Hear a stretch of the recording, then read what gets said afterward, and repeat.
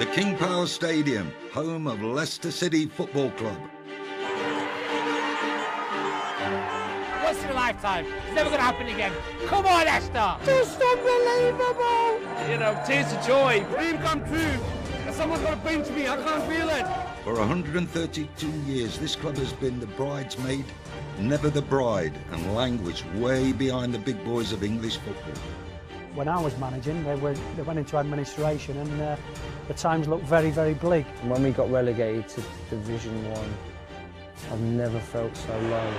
But this week, as the world watched, the Foxes have made sporting history.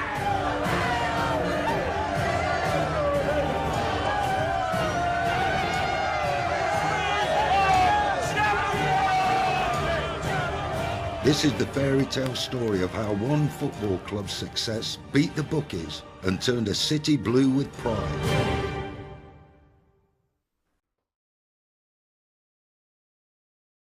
For 4 decades, Leicester City has been my life.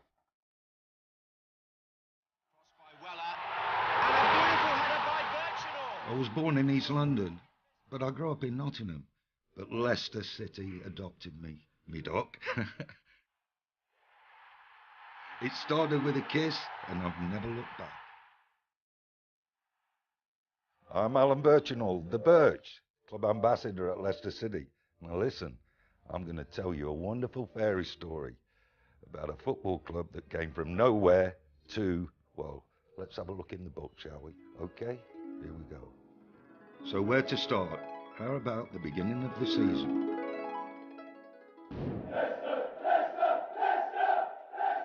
It's July 2015. We've just pulled off the greatest of great escapes from relegation. They're shocked as manager Nigel Pearson leaves, and eyebrows are raised as Claudio Ranieri arrives. Certain Leicester City well-known supporters weren't in favour of the appointment. I must admit, it did surprise me. It came a little bit out of left field, you have to say. Yeah, there was despondency, I think, for the large part. The bookies had Leicester at odds of 5,000 to 1 to win the Premier League. That means they thought the idea was just as outrageous as Elvis being found alive. 5,000 to 1. They even had the discovery of the Loch Ness Monster at 10 times more likely. And the same odds gave Simon Cowell a better chance of becoming Prime Minister than us taking the title.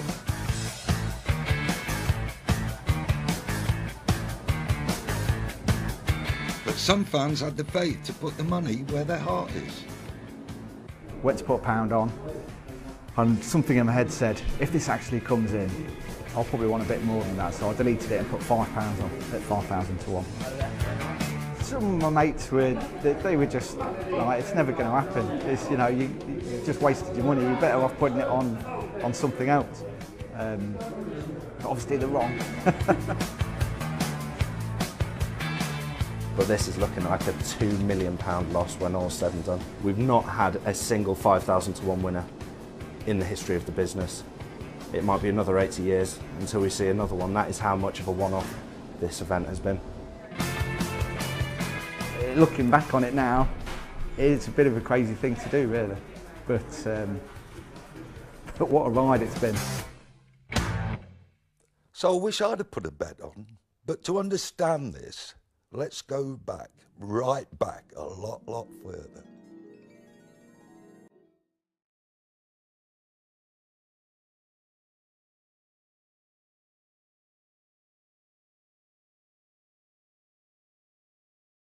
This is the good luck thing. The monks come, bless the, and it's happened. All this is a good luck from, you know, from Thailand. They come in and bless everything, and my goodness, it worked. Hey, oh dearie me. Leicester City can trace their history to 1884. All right. This is where I keep the exhibit. There's a man I know who's almost old enough to remember them days. That's Wembley, 1969. That's when they got to the cup final in 1969. John Hutchinson is a lifelong fan and our club historian. A lot of it is from City fans, a lot of it is from old players. Some of the stuff was at the club when I came here. whose archives go back to the very beginning. A group of lads got together and they met in a garden shed in a house on Foss Road, and they had this meeting in the shed and they decided they'd set up a football club, and all of them lived within half a mile of this house. All of them lived in the Foss Road area, and they called themselves Leicester Foss. 10 years after they'd been founded, they applied to join the Football League. There were only 2 divisions then, and they joined the 2nd division, and they played at Filbert Street, and the rest of the say is history. Originally they wanted to be called Leicester Football Club, but the rugby club was called Leicester Football Club. Now Leicester City had just been upgraded. Leicester had just been upgraded as a city by King George V in 1919 as a result of its contribution to the First World War effort. And so they thought, okay, we're a city now, we'll call this new club, or this reformed club, Leicester City. But we've been near the top before. In 1929, thanks to Jenny Blackhurst's dad, Johnny Duncan, he was our captain when we finished 2nd. Jenny is now 85, a season ticket holder, and goes to every game. Even she is delighted that the current team have surpassed her dad's record. The great moments and the great crowds are here again. Talking about him now, when it's such a long time since he actually paid and had anything to do with the club, it's just an honour. Really, really nice. But let's not forget the dark days, the time when our football club was in administration, and we were also in League One. That, in old terms to me, was 3rd division. Only 8 years ago I was there at Stoke City, when we slipped to our lowest point, and I remember shedding a tear. Gutted! Absolutely gutted! Well, darkest day was when the last game, when we lost and went down, that year. That was the team, that I didn't enjoy it. I never really went down with any team in my life. Even our celebrity fans like Kasabian found themselves going to grounds we'd never been before. That was pretty low. Northampton Town away. It was, Yeovil, yeah. But the thing is, you need, like, in any great fairy tale, the story, you need those times. But I think that's where it started. I think that year in that division, I think we probably learned how to enjoy football again. Milan Mandrick was owner. Nigel Pearson was the manager. They knew something just had to change. Pearson must take great credit for this. The nucleus of the side is what he put together, and in very, very difficult circumstances. Milan also found the club's tie owners, who alongside Pearson built the foundations for the miracle. Our new owner, he's a smart guy, very intelligent guy, loves the game, loves club, loves people there. He's done an unbelievable job. I think deserves a lot of credit. He made some mistakes like we all do, but he corrected, and look at where the club is today. In April 2015, as the city reburied a king, something strange happened. Leicester started winning.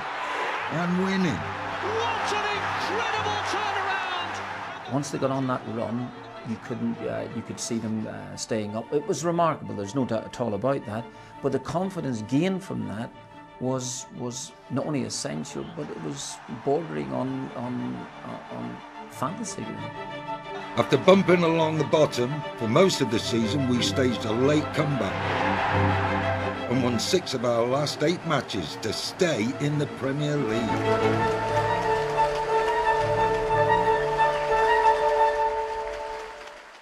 I was so proud last season, that the lads pulled off the great escape. It was unbelievable. And now we've gone into this season again. It is still another unbelievable story. They've just become, the boys, just like a band of brothers.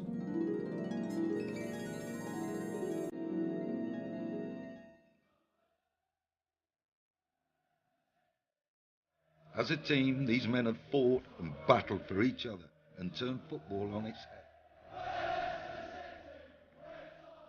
Together, we don't have like 1 star or 2 star, 3 star. We're just together, we play for each other, we work hard for each other. That's the way I think to go. Each one will give 100%. put the bodies on the line for each other, and that's how it is as a team, and that's how we are. It's as simple as that, and I think in the dressing room downstairs, that's exactly how it always will be. Our starting 11 this season has cost a tenth of last year's champions Chelsea. It's a great story for football, and it's a great fight. It's a great story about a fight in the face of adversity. They're all hungry. They've all faced difficulties in their career. You can start from 1 to 11. Kasper Schmeichel, living in the shadow of his father, had to drop down to Notts County to get his career up and running. Probably hindered by his name. Danny Simpson rejected Man United, and then QPR. Didn't know why QPR let him go when he come here. Vardy was released as a kid. Morez was too thin. Conte was playing 7th Division football a few years back. Wes Morgan released when he was 15 by Notts County. You know, Robert Hoof, surplus requirements at Chelsea, Stoke City. Christian Fuchs, a free transfer. Michael Brighton, rejected by Aston Villa. Danny Drinkmore, rejected by Manchester United. Shinji Okazaki, you know, people doubted whether Japanese players could make it at the biggest level, and look at him, he's 100 caps for his country, and he's the record goal scorer for his country. Ranieri was managing Greece, and they all came together in this little part of the East Midlands, and they made some magic, and they're pulling rabbits out of hats.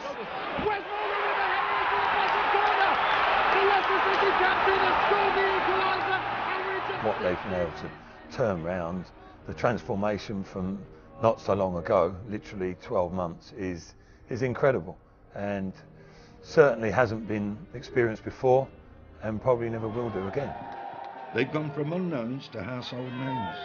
12 months ago, you would have walked past them in the street. Not now. Everyone knows practically everything about the boys, including someone called Vardy. Did someone say he's gone from non-league to Premier League? It's a great story and almost a great morality tale for modern football, because there's so much money in football now.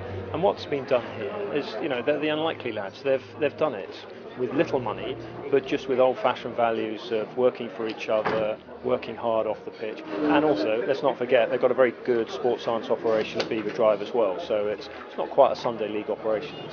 Yeah. Incredible scouting too. Steve Walsh Sr., our head of recruitment, showed me his files on the magical Morez. He cost around 400,000. He's probably worth 100 times more than that now. And the winner of the 2016 PFA Men's Players Player of the Year Award goes to Leicester City's Riyad Mahrez. Our little playmaker even won the PFA Player of the Year Award. I want to thank my teammates, because without them I wouldn't receive this, as well the manager and the staff and the club of Leicester City, and yeah, I'm very happy. They're so close on the pitch, it's almost like they can read each other's minds. I think it's the biggest thing to happen in football, thoroughly deserved. They've been absolutely magnificent all season. The energy that they've shown, the desire, the hunger, the team spirit. They have a bond like no other team. Cheers, boys. I wouldn't been able to do that all here, but the gaffer's just said that he's going to put some beers on the coach in the plane. This group believes team first, individual second. That's the friends like Sam Bailey. She's going to Vardy's wedding later this year. Knowing them the way that I do, they all hang about with each other outside of work with their kids. They all go to parties together, they all go around each other's houses for dinner, and they've got each other's backs on and off the pitch. And just ask our captain, fantastic, Big Wes.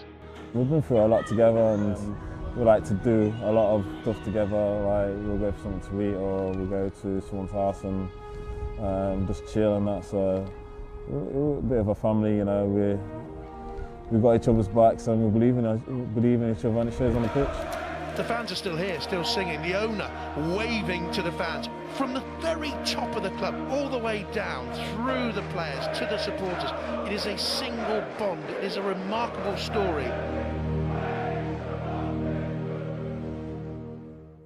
What a team, we know about that, but also, what about our City supporters? The atmosphere at the King Power this season has been unbelievable. Visiting teams even mention it. In fact, I'll go as far as to say the atmosphere at the King Power is the best in football at the moment. I'm out there in the middle as the boys come out, and it brings their hairs on the back of my neck standing up. It's just unbelievable, and it's worth I tell you, the boys talk about 12th man. They are the 12th man, seriously.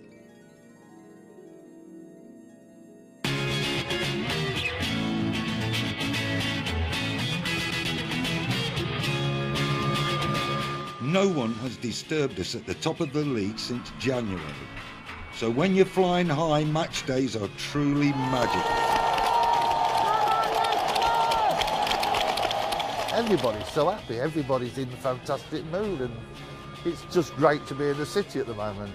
This season has changed our fans' lives. The bet that Lee Herbert put on means he's 20,000 better off. It will change my life, to be honest. It's, you know, people have said, oh, it's not that much money. It is a lot of money. To me, it is. It's a huge sum of money.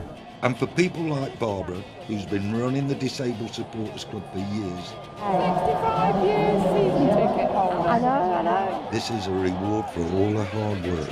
It's what you come for, to be the ultimate champions, and your best dream, isn't it? Best dream ever, and it's real.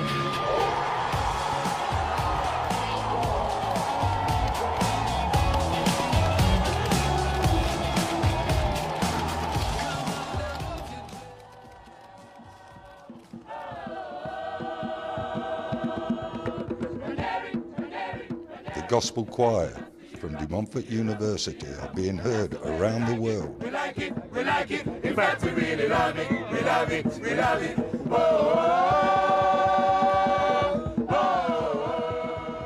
Then there is our celebrity fans.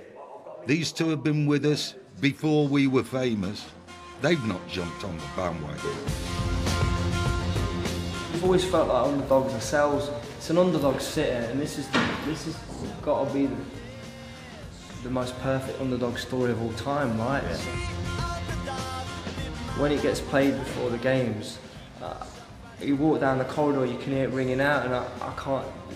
The honour and the buzz that we feel from, you know, our club doing that, don't know better feeling, you know. I married into Leicester and I started going and we started taking the kids, and it's now become a family thing. Everybody is chanting all these different songs. It's just incredible, you know, as a Leicester fan you would never in a million years think that you would be singing those lines.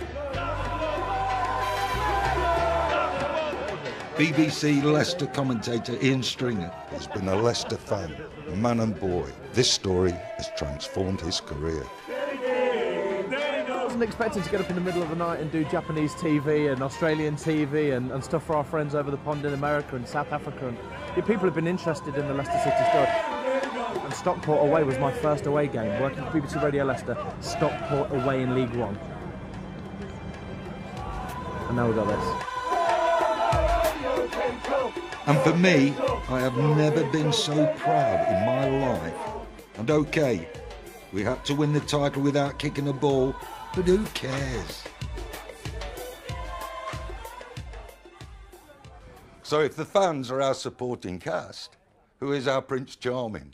I wonder, could it be Claudio or the Tinkerman, better known to me as the Thinkerman?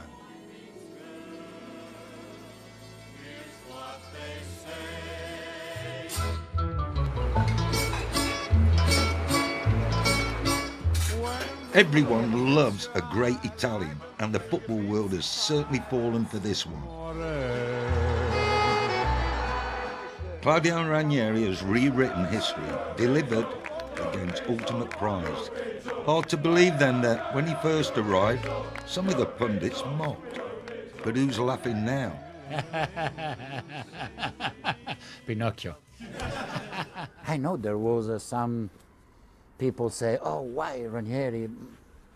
But the fans always behind me. They were happy. I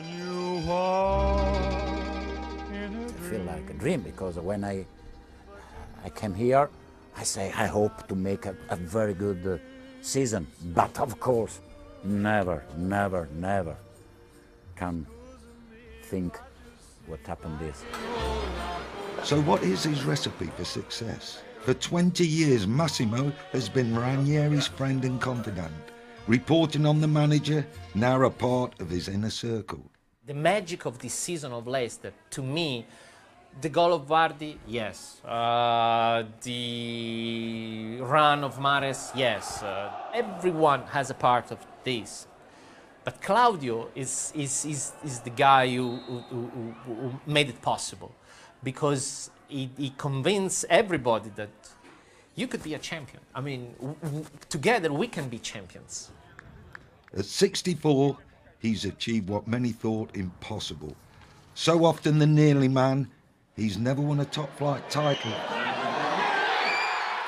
Until now. You always build a team and then somebody else won with that team. Happened with Valencia, happened with Chelsea, happened with Roma, happened every time. He wasn't that lucky during his career. This season, I think something a little bit changed on his way. He got a little bit of luck as well, and he deserved that. A master of man management, he transformed ordinary players into extraordinary champions. Think about it.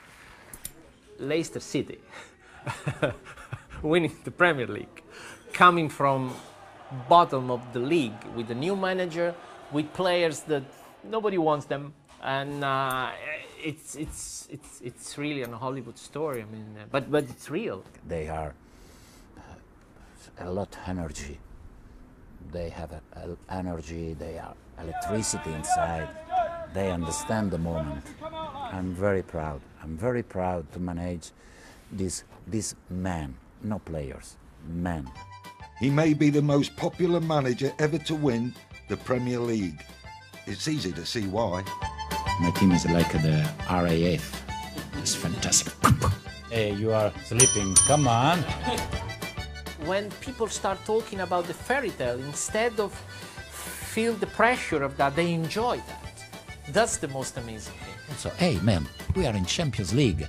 We are in Champions League, man. Dilly din, dilly dong, come on. So what now for the man who's achieved the impossible dream? I asked him privately. I said, well, let's say that the Italian national team or Real Madrid needs a new manager. You talk to them, you want to go? And he said, no, I'm happy here. I don't want to move. Leicester, a little team, can fight against the biggest in the world. Could happen. Could happen. Believe it. He loves Leicester, and we love him.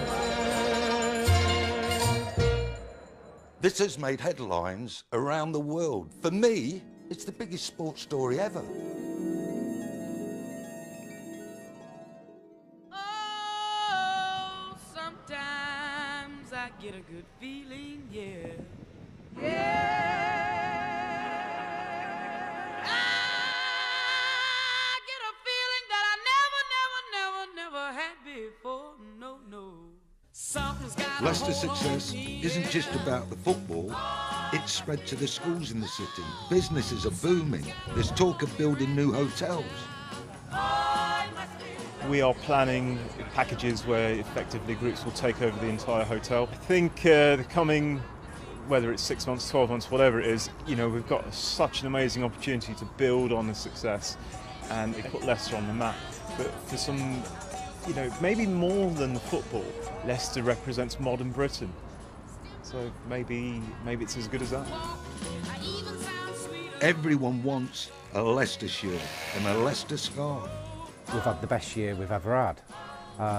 It's amazing. It's kind of put the business on another level. The demand is from everywhere: Europe, Southeast Asia, America.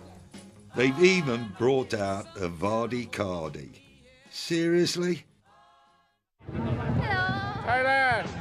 And our success has not just won us fans at home, suddenly everyone is taking notice. Com veieu a la façana del King Power Stadium, una ciutat que ens ha rebut amb una... Aber es geht trotzdem ein Fußballwunder. See you. Nice to meet you. Yeah, good to meet you. Nice to see you explode that.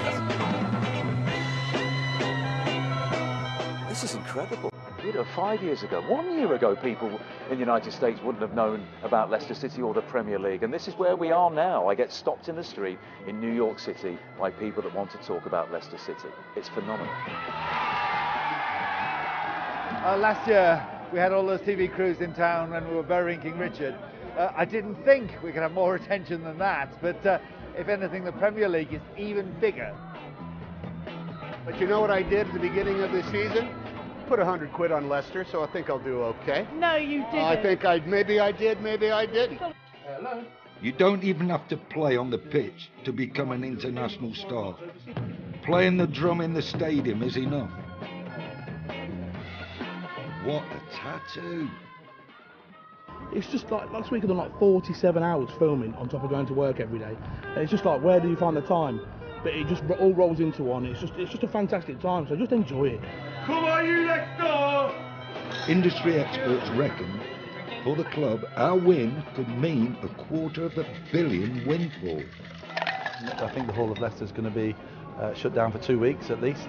But it's incredible. It's mind-blowing what's going on. The whole city has turned blue.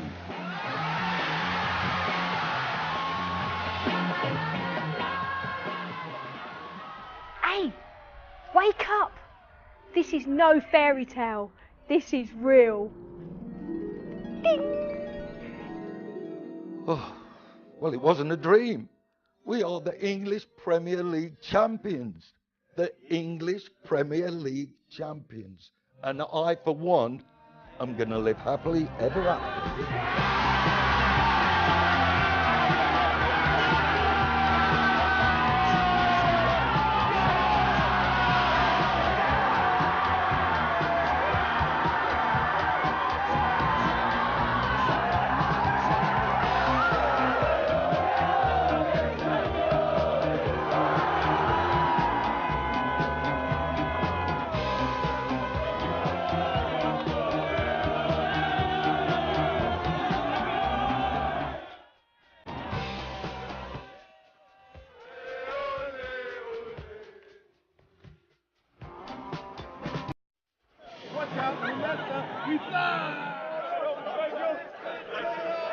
I never thought I would live to see the day when Leicester are the champions.